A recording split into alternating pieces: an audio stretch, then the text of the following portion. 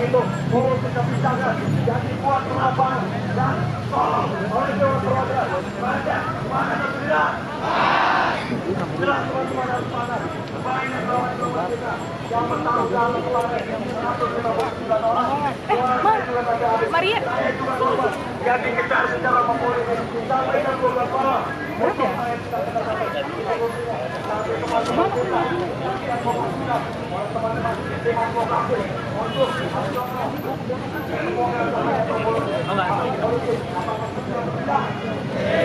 untuk tidak lanjutkan dari teman-teman yang sudah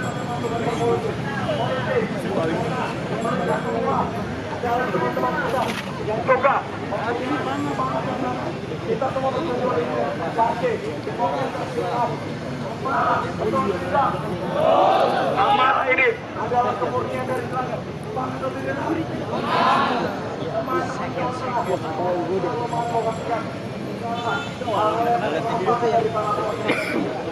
Kualitas alam yang besar, tapi tidak mementingkan kepentingan lingkungan. Keuntungan-keuntungan. Mangkuk kebijakan.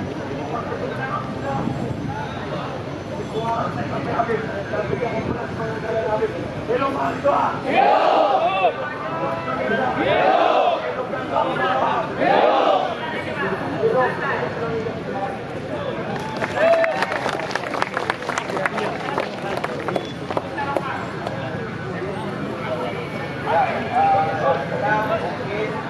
Kawan-kawan perwakilan dari itu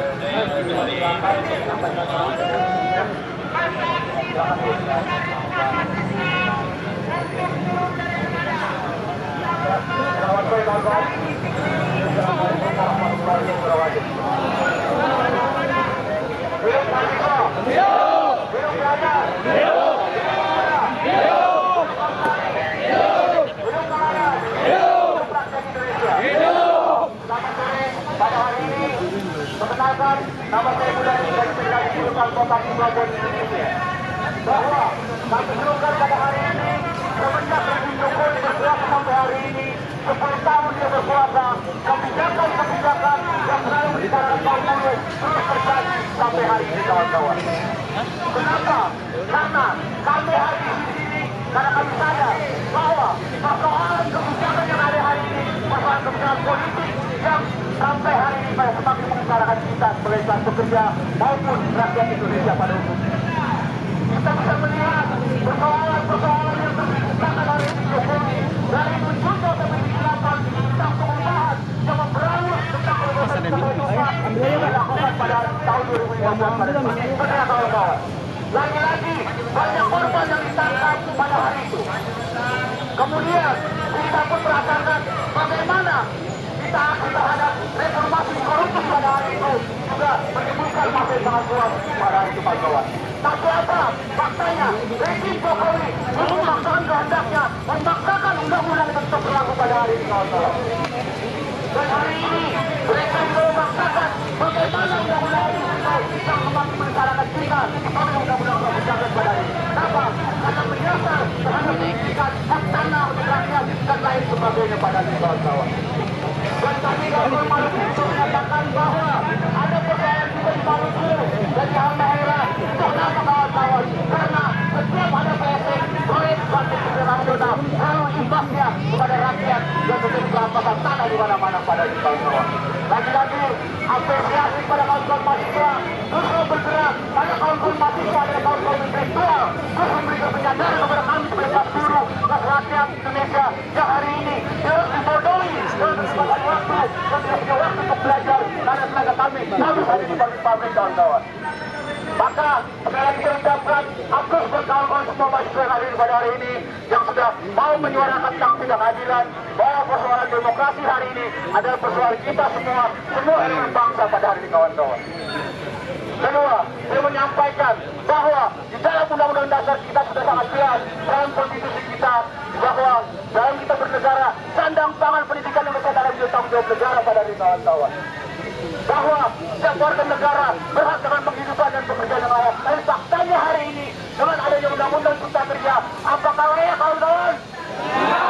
Pabrik adalah tempat mencetak bahan baku untuk konsumsi maupun untuk kita pakai. Tapi hari ini dengan undang-undang Cipta Kerja, dengan undang-undang Omnibus Law, ternyata mahasiswa pun sama dibuat sebuah pabrik yang hanya mencetak manusia pada diri kawan-kawan. Betul tidak? Sekolah sampai hari kita melihat anak SD sekolah sampai jam 2 dan jam 1 untuk apa? Mereka dilatih fisiknya memang untuk dipersiapkan untuk menjadi kuli-kuli atau pekerja-pekerja di pabrik-pabrik kawan-kawan. Maka disitulah muncul universitas dan lain sebagainya. Untuk apa? Orientasinya tidak untuk mencerdaskan bangsa, tapi orientasinya adalah untuk kepentingan kapitalisme pada hari ini kawan-kawan. Maka sekali lagi saya ucapkan kepada kawan-kawan mahasiswa, berusaha menjadikan gas pelopor, berusaha membangun ideologi kaum buruh, cerdaskan kami sebagai kaum buruh yang harus tersadarkan bahwa ada hak kita sebagai warga negara, hak kita sebagai anak bangsa, punya hak, punya kedaulatan untuk terus berjuang bersama rakyat pada hari ini kawan-kawan. Lawan oligarki, kawan-kawan teriak lawan kawan-kawan. Lawan oligarki, lawan rejim pengkhianat rakyat, lawan penindasan rakyat. Oke, terima kasih. Wabil taufiq wal hidayah. Wassalamualaikum warahmatullahi wabarakatuh.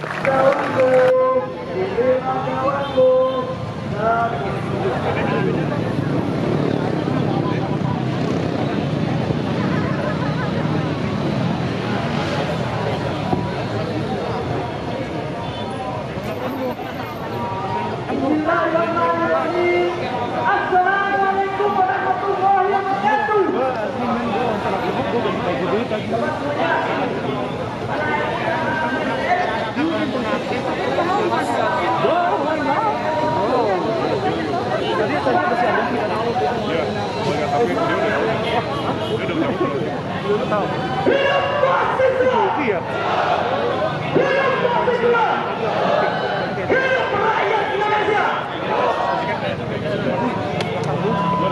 Kawan-kawanku sekalian, kembali di depan gedung DPR RI, pengurus besar HMI dan untuk mewakili seluruh kader HMI se-Nusantara telah melakukan cakdoran.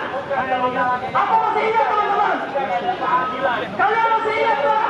Kita melakukan cakdoran di DPR RI. Bahwa ini yang berwenang di Komisi Pemilihan Umum Republik Indonesia. Anda harus tahu, PPHMI dan seluruh kader HMI se-Indonesia telah bersiap-siap untuk melakukan pembangkangan sipil atas konstitusi yang dilakukan oleh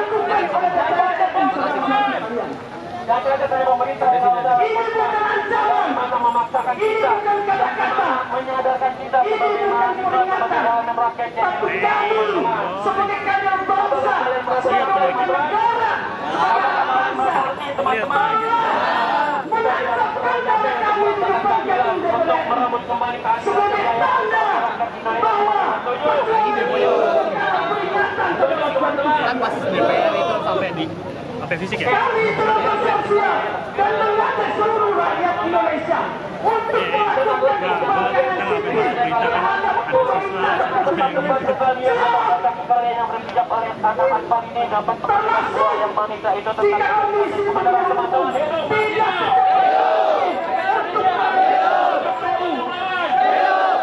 melaksanakan putusan Mahkamah Konstitusi.